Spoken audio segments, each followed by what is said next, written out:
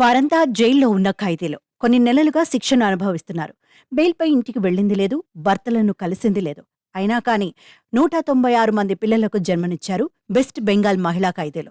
ఇదే విషయం ఇప్పుడు దేశవ్యాప్తంగా సంచలనంగా మారింది. ఈ మహిళా ఖైదీల దుస్థితిపై కోల్కతా హైకోర్టు తీవ్ర ఆగ్రహం వ్యక్తం చేసింది. కస్టడీలో ఉన్న మహిళా ఖైదీలు గర్భం దాల్చడం తీవ్ర ఆందోళనకరమైన సమస్యగా అమికస్ క్యూరీ న్యాయస్థానానికి తెలిపారు. రాష్ట్ర వ్యాప్తంగా ఉన్న వివిధ జైళ్లలో ఈ మహిళా ఖైదీలో పిల్లలకు జన్మనిచ్చినట్టు నోట్లో పేర్కొన్నారు. ఈ అంశంపై chief justice TS Sivagnanam, justice Supratim భట్టాచార్యాలతో కూడిన ధర్మాసనం తీవ్ర ఆగ్రహం వ్యక్తం చేసింది. పైగా క్రిమినల్ కేసులలో ప్రత్యేకత కలిగిన డివిజన్ బెంచ్ ముందు విచారణ జరిపేలా ఈ కేసును షెడ్యూల్ చేయాలని ఆదేశించింది. మహిళా ఖైదీలను కలిగి ఉన్న ఎన్క్లోజర్లలోకి పురుష ఉద్యోగులు ప్రవేశించకుండా నిషేధాన్ని ప్రతిపాదిస్తూ సమస్యను పరిష్కరించడానికి అమికస్ క్యూరీ నివారణ చర్యను సూచించారు. జైళ్లలో ఉన్న సమయంలో ఎంతమంది మహిళా ఖైదీలు గర్భవతి అయ్యారో తెలుసుకోవడానికి అందరూ జిల్లా న్యాయమూర్తులు వారి సంబంధిత అధికార పరిధిలోని జైళ్లను సందర్శించాలని సూచించారు. అలాగే మహిళా ఖైదీలపై జరుగుతున్న లైంగిక దాడులను అరికట్టేందుకు తగిన చర్యలు తీసుకోవాలని సూచించారు. పశ్చిమ బెంగాల్లోని అన్ని పోలీస్ స్టేషన్ల ద్వారా ఈ ప్రభావానికి సంబంధించిన గర్భ పరీక్షలను నిర్వహించాలి. ఈ మేరకు ఈ గౌరవనీయ న్యాయస్థానం అవసరమైన ఆదేశాలు ఇవ్వవచ్చని అమికస్ తయారు చేసిన నోట్లో పేర్కొంది. ఇప్పుడు అక్యూజ్డ్గా ఉన్న క్లయింట్ ఎవరైతే ఉన్నారో వాళ్ళని ప్రిజనర్గా, అంటే ఒక ప్రభుత్వం కానివ్వండి లేదంటే కోర్టులు కానివ్వండి, వాళ్ళు అంటే దోషి అని చెప్పినప్పుడు మాత్రమే వాళ్ళు ప్రిజనర్స్ అంటే ఖైదీలుగా మార్చబడతారు, అంటే ముద్దాయి నుంచి ఖైదీలుగా మార్చబడతారు. సో ఇలా అబ్బాయిలు కానివ్వండి అమ్మాయిలు కానివ్వండి ఖైదీలుగా మార్చబడినప్పుడు ఖచ్చితంగా ప్రత్యేకించి ఆడవాళ్ళకి అంటే లేడీ ప్రిజనర్స్కి కొన్ని రైట్స్ ఉంటాయి. అదేవిధంగా వాళ్ళకి కొన్ని ప్రత్యేక వసతులు కల్పించాలి.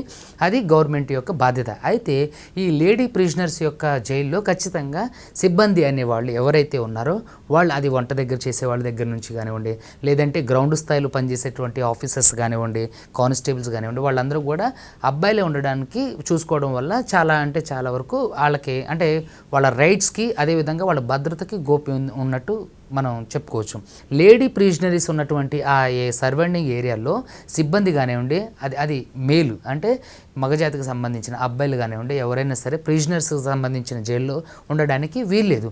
అయితే ఇలాంటి కొన్ని విషయాల్లో నిర్దిష్టమైనటువంటి చట్టాలు ఏం లేవు కాబట్టి కొన్ని ప్రిజన్స్లో ఏంటంటే ఆల్టర్నేటివ్గా చేయడానికి వర్కర్స్ దొరకకపోవడం, లేదంటే ఇంకొకటి ఎవరైనా అంటే కొన్ని పని ఒత్తిడి అయినప్పుడు చాలామంది అంటే జెంట్కి సంబంధించినటువంటి స్టాఫ్ అక్కడ పనిచేయడానికి అవకాశం ఉంటుంది.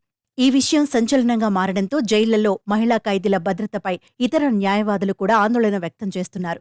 మహిళా ఖైదీల బ్యారెక్ల వద్ద పురుష సిబ్బందిని నియమించడంతోనే ఈ అనర్థాలు జరుగుతున్నాయని అభిప్రాయపడుతున్నారు. అయితే ఖైదీలు గర్భవతులు కావడానికి కారణమైన సిబ్బందిపై అత్యాచార కేసులు నమోదవుతాయని స్పష్టం చేస్తున్నారు. సర్వీస్ నుంచి కూడా తొలగిస్తారని చెప్తున్నారు.